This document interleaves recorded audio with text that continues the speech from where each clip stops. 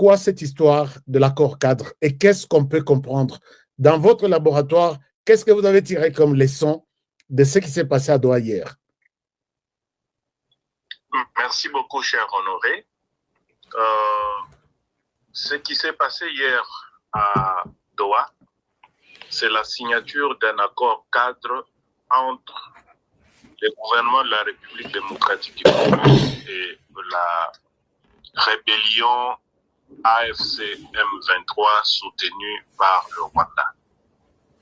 Alors, cet accord cadre fait suite à la signature précédemment, d'un accord de principe. Alors, il y a une rhétorique, ce sont des théories d'école. C'est quoi un accord de principe? C'est quoi un accord cadre? Alors, les gens, ça va un peu dans tous les sens. Nous n'allons pas trop nous attarder sur les théories d'école et des sciences politiques ou du juridisme. Nous allons beaucoup plus parler du contenu. Qu'est-ce qui est contenu dans ce papier qui a été signé hier? Bon, en bref, on peut dire que l'accord de principe, c'est juste que les deux parties ont manifesté une volonté.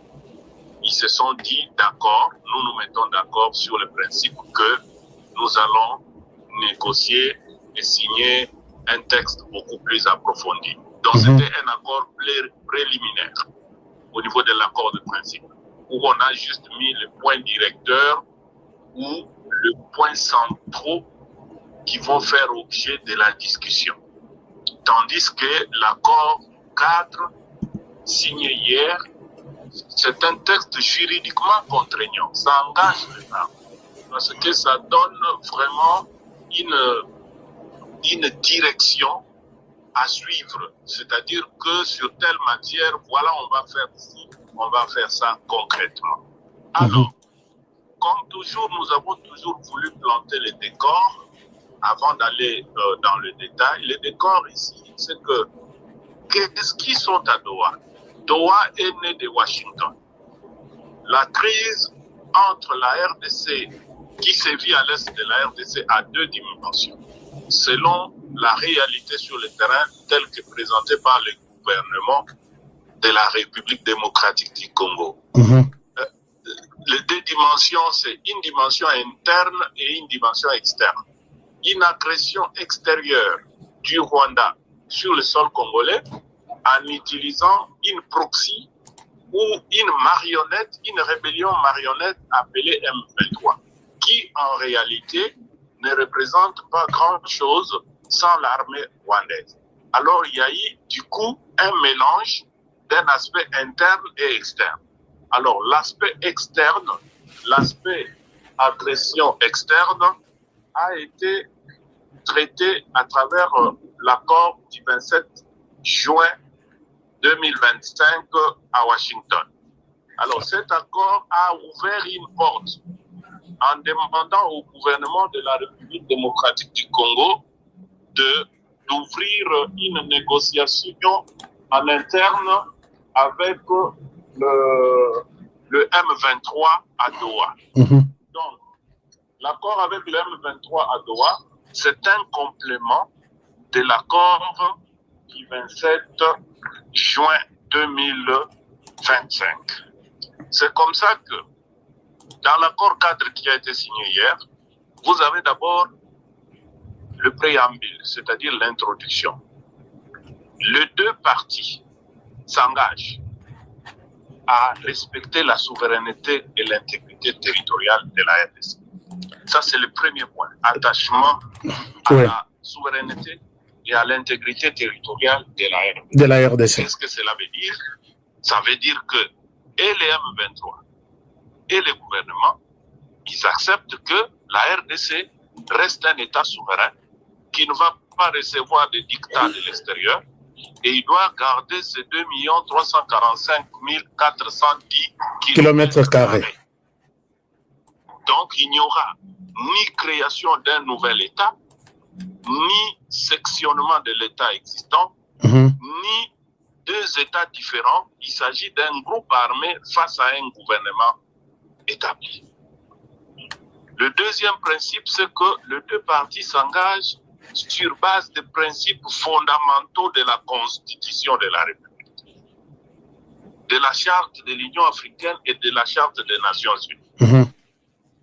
Donc, le M23 accepte que rien ne sera fait en dehors des principes fondamentaux de la Constitution qui nous régit.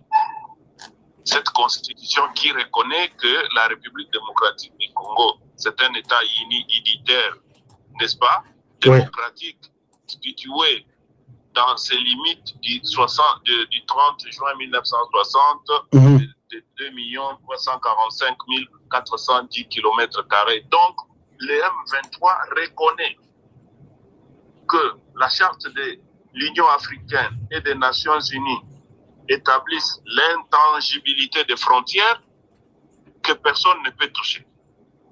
Ils ont reconnu ça. Ça, c'est au niveau du préambule même, donc l'introduction. De l'accord d'hier, l'accord cadre. De l'accord cadre d'hier. Ok, on avance. La résolution pacifique des conflits.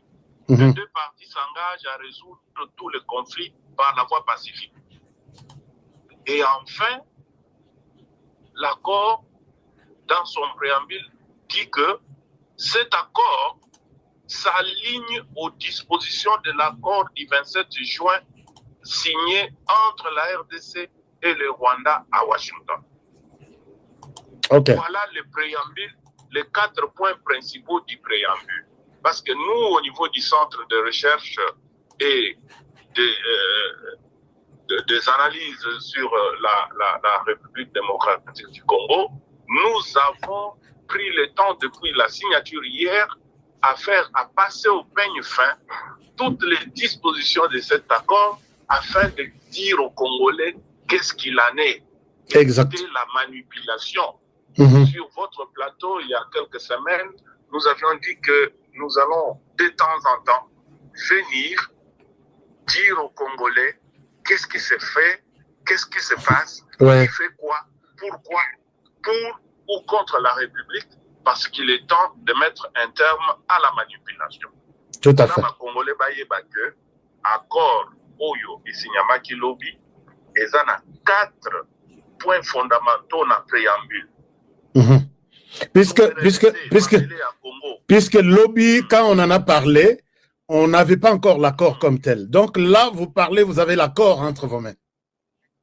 J'ai l'accord par devers moi. Nos experts ont fini le travail de décrypter mot à mot, phrase par phrase. Et je suis en train de vous donner ici les condensés en quelques lignes de chaque partie de cet accord. On vous écoute. On avance. Oui. Il y a 4 points principaux nauti kotangela yo yango. Mabele ya Congo muto kata yango te, M23 andimi yango. Mabele ya Congo ekozala toujours géré selon constitution ya mboka na ba charte ya Nations Unies na ya Union africaine, c'est-à-dire que la frontière na biso ekotikala bongo et que makambo nyonso ekozala résolu na masolo mais na bitumba te. Et que accord oyo ezoya kobakisa na oyo esalimaki le 27 juin 2025 entre RDC na Rwanda na Washington. Donc ekoya na contradiction te na accord ya Washington, mais ezobakisama au-delà de ce qui s'est signé à Washington. Je pense que là tout le monde est clair et content d'apprendre avec vous. Je viens de vous dire tout à l'heure il y avait deux dimensions dans la crise.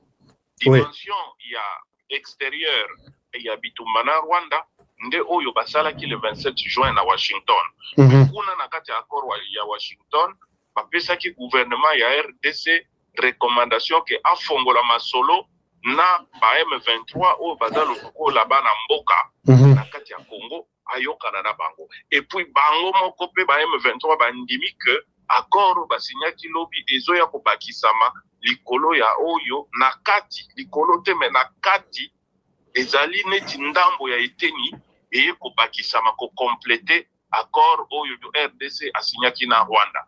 Donc M23 zo reconnaître que aza mwana ya Rwanda. Nanzela est à disposition. D'accord. Là, c'est un peu clair. Ça, c'est au niveau. On avance, on évolue. Oui. Maintenant, accord Ango, Ezalina, l'accord a 8 points, ce qu'on appelle des protocoles. Ok. 8 chapitres.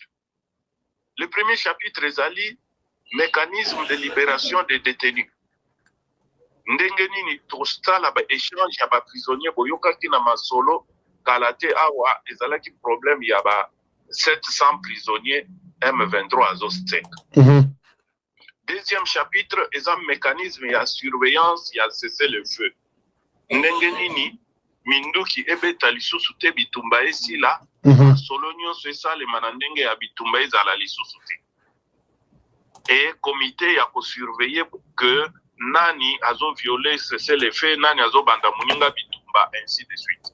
Ces deux chapitres ici, chapitre 1 et chapitre 2, c'était déjà signé le 14 septembre pour le premier chapitre et le 14 octobre pour le deuxième chapitre.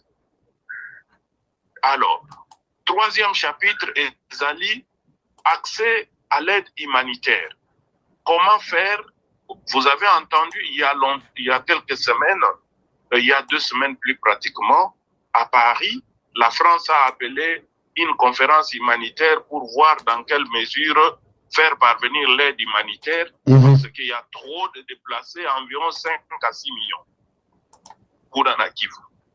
Quatrième chapitre, rétablissement de l'autorité de l'État et les réformes à mener pour une gouvernance participative. Okay. Ndenge nini l'État a kozongela bokonzi na ye sur l'ensemble de 2 345 410 km². Le cinquième chapitre, c'est les dispositions intérimaires de sécurité. Kuna nakati tozana désarmement, démobilisation et réinsertion, ce qu'on appelle DDR. Okay. Tout cela doit se faire suivant l'Obama qui n'a accord à Washington. C'est-à-dire réintégration et cause à la conditionnelle. Bakotiana mesa, nani aza apte, nani bakozwa, nani bakozwa te, nani faut batinda na vie civile. Nani asala ki ba crime.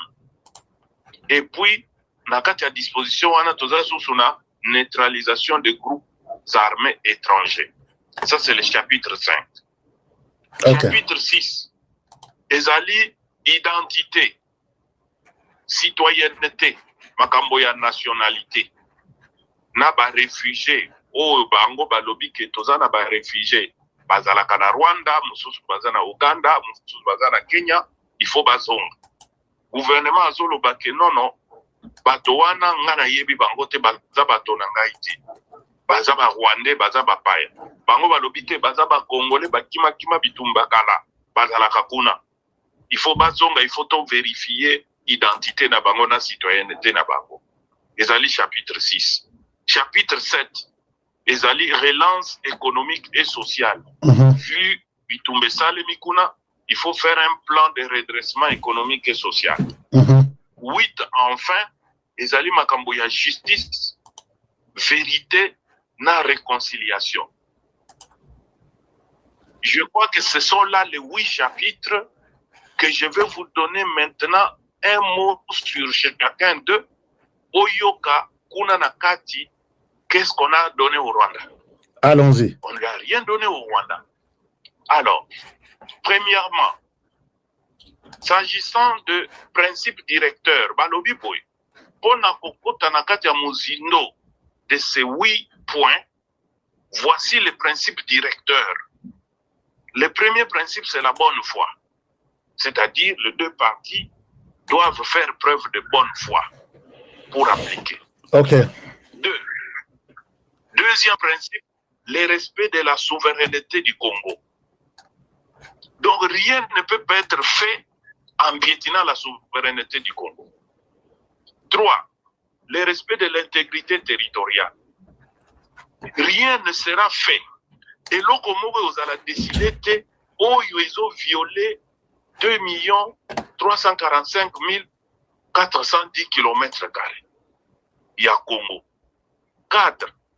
Obligation de rendre compte pour les crimes, c'est-à-dire amnistie et zati. Donc, maramunion ce que ça les mains, mais mouto abomaki batu, mouto azana makila na maboko, akoleka liboso la justice. Il n'y a pas d'amnistie. Et là, oui, allez-y. Terminez d'abord. Cinquième principe directeur, respect des droits de l'homme, pas de discrimination. C'est-à-dire, il n'y aura aucun groupe qui sera discriminé. Et puis, on doit respecter les droits de l'homme, les règles du droit international, il faut la respecter. Voilà les 5 principes directeurs pour aborder chaque chapitre parmi les 8 chapitres Oyo Touti Koloba. Nakati Kuna, quel est le principe qui piétine les intérêts du Congo? Exacté. Tous les principes ici réaffirment la souveraineté du Congo, l'intégrité territoriale du Congo et l'obligation de juger tous ceux qui ont commis les crimes. Même les M23 reconnaissent ça. Est-ce que Yoki Balobi Makambuya amnistie kuna? Non. Yoki Balobi Makambo kuna que tel, pour avoir tué, on va lui donner une prime? Non. Maintenant, allons dans le détail. Dans le détail, je vous dis que le chapitre 1 concernant la libération des prisonniers et le chapitre 2 concernant le mécanisme de cesser le fait, c'était déjà signé. Totikali n'a 6 chapitres. Okay. C'était déjà signé parce que les 2 parties se sont échangées de listes. Il y a des prisonniers. Bango Bapesa qui liste 700. Il y a 700 prisonniers, plus de 700 d'ailleurs, parmi lesquels Bachena Bakombo ya Batu Oyo, Baza lié na guerre. Ce sont des personnes qui ont été arrêtées pour d'autres choses. Bango Basengi qui va libérer Bango. Et la RDC aussi a présenté sa liste. Et il s'est fait malheureusement pour eux que dans la liste que la RDC a présentée, plus de 60% des personnes réclamées par la RDC, alors, ils doivent rendre ces personnes à la RDC. Ils doivent rendre ces personnes à la RDC. Par exemple, toute la population de la cité de Kishiché et de Bambo qu'ils ont tués. On a donné la liste des noms, des familles, des hommes, des femmes, et des enfants, et des vieillards. Où sont ces personnes? Ils ont l'obligation de repérer Sabatouane. Donc, ici, Kawana Baza bloqué, et si vous voyez bien, ce chapitre-là était déjà signé, mais le CICR est dans le dilemme de trouver où se trouvent ces personnes-là pour que le M23 puisse les rendre à la République démocratique du Congo. Exact. Ces derniers temps, ils ne font pas de bruit autour de ça. Alors, commençons maintenant avec le point 3, parce que les points 1 et 2 ont déjà été traités et signés. Et signés, oui. Point 3, accès humanitaire et protection judiciaire. Le gouvernement va déclarer un état d'urgence humanitaire et il doit s'engager à protéger toutes les populations touchées. Le lobby gouvernement de la République a décrété un état d'urgence humanitaire. C'est le point principal à retenir. Pas faire ça pas faire ça être assisté par les M23, mais c'est le gouvernement seul qui va... C'est le gouvernement. Ok. C'est un engagement du gouvernement. D'accord. Point 4. Rétablissement de l'autorité de l'État. Rétablissement de l'autorité de l'État. Voilà, autorité de l'État, réforme et gouvernance participative. Les 2 parties, M23 et gouvernement, conviennent du rétablissement complet de l'autorité de l'État sur l'ensemble du pays, conformément à la Constitution et au droit national. Papa Nangay. Oyoki Malam. Conformément à la Constitution et au droit national. Ok. Il est dit clairement que il y aura un dispositif de gouvernance participative. C'est-à-dire quoi? C'est-à-dire quoi? C'est là où ils disent qu'ils sont exclus. Tshisekedi, Aza tribaliste, Tshisekedi est en train de gérer le pays en les excluant. Alors, les partis conviennent de la mise en place d'un mécanisme de gouvernance participative conformément à la Constitution et au droit national. C'est-à-dire quoi? C'est-à-dire quoi? C'est-à-dire que Binobato a droit, Bozo. Quelqu'un puisse accéder au pouvoir, il doit participer à des élections. C'est la seule voie autorisée. Ah, donc c'est bloqué, bah, on a à disposition, puisque que ça soit PPRD a refusé les élections, que ce soit les M23, ils n'ont pas participé. Donc, conformément à la Constitution et aux lois de la République, ils ne peuvent pas être directement injectés dans les institutions, au Parlement ou au Sénat, ainsi de suite, sans passer par les élections. C'est un peu ça. Bango bakanisaki que kuna bakoyebisa bango que tozosala gouvernement ya 1+4 lokolo bozwaki Minduki vous devenez vice-président de la République ndenge basalaki na RCDT. Exact. On le renvoie à la Constitution, c'est-à-dire le gouvernement doit favoriser que dans les prochaines élections Bissi Mwaza la candidat, Nanga za la candidat, Kabila za la candidat, Batwana Bamakenga baza la candidat. Baya combattre campagne, ba Congolais ba voter bango, ba pesa bango pouvoir, parce que c'est ce que la Constitution prévoit. Mais les gens interprètent mal cette histoire ici. Maître Roger, les gens interprètent mal cette histoire ici. On dit gouvernement participatif, on leur accorde autant de pourcentage, conformément à l'accord de 2009 que Kabila leur avait donné. Donc là, je comprends que ce n'est pas la même chose. Écoutez, cher Honoré, ici, nous, au niveau du Centre de recherche et d'analyse stratégique sur le Congo, nous parlons des faits. Oui. Nous ne parlons pas des commentaires libres des réseaux sociaux. Je suis en train ici de vous donner la lecture de l'accord cadre signé hier à Doha, qui est par devers moi, et le bulletin fait par nos experts au niveau du centre. D'accord. Ce bulletin traduit mot à mot ce qui est écrit. On n'y ajoute rien, on ne retranche rien. D'accord. Les partis, s'agissant du dispositif de gouvernance participatif, les partis conviennent la mise en place d'un mécanisme de gouvernance conformément à la Constitution et au droit national. C'est très clair. Il n'y a aucun débat possible. OK? Et donc, ensuite, les deux parties conviennent de coordonner une coordination pour le redéploiement de l'administration publique sur l'ensemble du territoire national. C'est ce qui est écrit. Alors là, ça veut dire que c'est la fin du M23. Au nord et sud Kivu, avec leur gouverneur issu du M23. Lorsqu'on vous parle de redéploiement, coordination du redéploiement, c'est-à-dire l'administration qui était là, était démantelée et chassée, ils doivent revenir. C'est clair.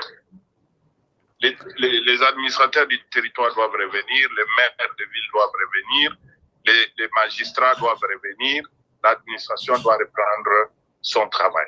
Puisqu'on dit redéploiement, par les gouvernements, réinstallation. Oui. Réinstallation de l'administration publique et politique. Libre circulation des personnes et des biens. Là, c'est clair. Les histoires que le M23 a mis récemment des visas pour que les gens entrent sur ce territoire-là ne comptent plus. Ah, ils sont courageux. Et ils ont signé ça. Ils ont signé ça dans cet accord. Ouverture des banques. réouverture des banques et de la douane. Organisation, si possible, d'élections législatives locales dans les territoires concernés, c'est-à-dire au nord et au sud Kivu, si possible, bakosala ba élection, il y a des députés provinciaux, na gouverneur pour que Bangope, bazala na ba autorité au baza élu. On ne parle pas des autorités nommées par les M23. Mais ils ont signé ça. Ils ont signé ça. Est-ce qu'ils vont encore nier cet accord ou cette signature? Puisque Kagame, leur chef, semble dire qu'on ne peut rien signer avec Tshisekedi, ils ne respectent pas quelque chose. Mais là, ils se sont piégés, et même s'il faut peut-être utiliser les termes. Le point de vue de Kagame, il ne faut pas trop tenir en compte parce que Kagame n'est pas un bon élève en matière des accords. Rappelez-vous qu'en 1994, ouais, il sortait de la signature d'un accord d'Arusha, n'est-ce pas? S'il avait accepté l'accord d'Arusha et appliqué cet accord, est-ce qu'il aurait dû abattre l'avion avec 2 présidents à bord? Est-ce qu'il y aurait génocide? Et puis il parle de non-respect. Non, rien du tout. Voilà. Donc, Kagame n'est pas le bon élève. Alors, le protocole 5 parle des dispositions intérimaires de sécurité. C'est-à-dire quoi? Désarmement, démobilisation et réinsertion. Dans ce chapitre, on dit les partis s'engagent à ne pas soutenir des groupes armés. 2. Les voies d'intégration et de démobilisation doivent être conformes à la Constitution de la République démocratique du Congo et aux normes internationales en matière de DDR. Mon frère, vous avez entendu? J'ai bien compris. Ok. Ensuite, les 2 parties vont établir des dispositions transitoires de sécurité dans les zones touchées pendant 5 mois. C'est-à-dire que pendant 5 mois, alors qu'il faut que la police revienne, les FRDC reviennent, ce sont des zones qu'eux sont en train d'administrer là-bas, il faudra pendant 5 mois, c'est une période transitoire qui va permettre le rétablissement complet de l'autorité de l'État. Ça ne va pas se faire en un jour. On ne peut pas démanteler en un seul jour et en un seul jour on réinstalle. Il y aura une période transitoire de 5 mois où les 2 parties vont coordonner la sécurité jusqu'au rétablissement complet de l'autorité de l'État. D'accord, c'est clair. C'est clair. Oui, c'est clair. Ok. Point 6. Citoyenneté et nationalité. Le gouvernement de la République s'engage à protéger tous les déplacés et les réfugiés contre la persécution et la dénationalisation ou l'exil forcé. Le retour des réfugiés se fera de manière volontaire et conformément aux normes internationales sur les réfugiés. La question de l'identité et de la citoyenneté sera traitée conformément à la Constitution et à la loi de la République démocratique du Congo. On a ce devoir acquis. La Constitution définit la nationalité. Nous avons une loi de 2004 sur la nationalité. On va appliquer les principes de cette loi et de cette Constitution. Où est le problème? Je pense que ça sent mauvais, ça sent très mauvais pour le Rwanda. Les Rwandais, oui. La relance économique et sociale. La relance économique et sociale. Oui. Que le gouvernement va prendre toutes les mesures pour rétablir tous les services publics de base. Le gouvernement va rétablir. C'est-à-dire ce qu'ils avaient démantelé, le gouvernement va venir rétablir. les services publics de base. Donc, quand on insiste sur le mot rétablir, c'est-à-dire on revient sur ce qui était déjà établi, détruit, mais on rétablit. C'est il faut dire ça. Donc, ici, enfin, voilà, allez-y. 8e chapitre ou 8e protocole. Ouais. Justice, vérité et réconciliation. Écoutez. Justice, vérité et réconciliation.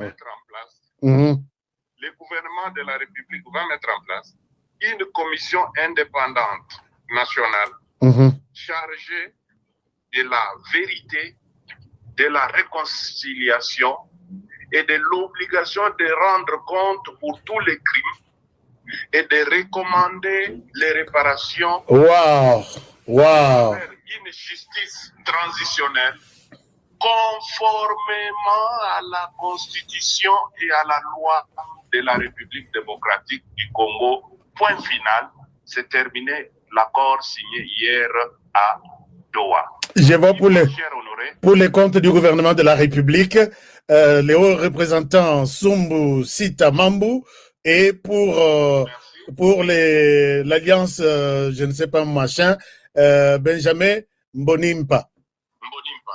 Merci beaucoup. Ouais. Honoré, dis-moi, où as-tu trouvé que le gouvernement de la République démocratique du Congo a cédé quoi au Rwanda? Deuxième chose. Deuxième question. Ouais. Je ne vous suis pas là pour vous poser des questions, mais je lance des questions en l'air. Allez-y. Ici, où avez-vous entendu parler des causes profondes de la guerre? Cette phrase-là, cette chanson-là, disparue. Cette chanson-là, disparue. Troisième question. Ouais. Troisième question. Dans tout ce que vous avez entendu là, qu'est-ce qui se fera en dehors de la Constitution et de la loi? Rien du tout. Rien du tout. Maintenant, la dernière question que je me pose, pourquoi ils ont pris les armes? Ils ont tué les gens, pourquoi? C'est la question que moi aussi je me pose. Pourquoi ont-ils pris des armes pour tuer les Congolais? Alors, je pense que si vous me posez la dernière question, notre conclusion au niveau du centre est la suivante. Allez-y. Maintenant, il appartient à la République démocratique du Congo de chasser ces gens tout simplement en lançant une vaste offensive militaire pour les bouter dehors. Parce que de tout ce que vous avez entendu ici, est-ce que vous avez vu qu'ils ont un motif valable de prendre les armes et de tuer les Congolais? Non. Il n'y en a pas. Et donc, pour nous, il n'y aura au niveau du CRASC, le Centre de recherche et d'analyse stratégique sur le Congo, il n'y aura aucun accord, aucun dialogue, interne ou externe, qui ramènera la paix définitive au Congo en dehors d'une victoire militaire sur le Rwanda. Et il appartient au gouvernement de le faire parce que tout ce qui est dit dans cet accord engage le gouvernement de la République à administrer son territoire, c'est tout. Ils n'ont ni amnistie, ils n'ont ni partage du pouvoir à faire, tout se fera conformément à la loi et à la ni brassage, ni mixage, ni quelconque privilège qu'on leur réserve quelque part. Alors, si il y a des gens qui vous ont rapporté des choses, veuillez les appeler par ici, venir nous opposer l'autre accord et on va essayer de discuter pour voir. Je pense que les Congolais sont suffisamment éclairés ce soir à travers HK Today. Exactement. Ouais. Donc, nous tendons vers la fin de cette réflexion. Comment concrètement ça va se passer? Le gouvernement va convoquer ou soit c'est la médiation africaine, je pense bien, qui va convoquer? Non.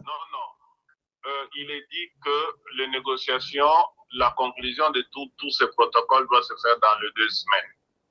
Et sachez bien qu'il y aura entérinement de l'accord de Washington au niveau de Washington dans les toutes prochaines semaines. Alors, il est prévu que cet accord, ce protocole ici, soit intégré dans l'accord de Washington pour que ça soit entériné par le Rwanda et la RDC devant Donald Trump.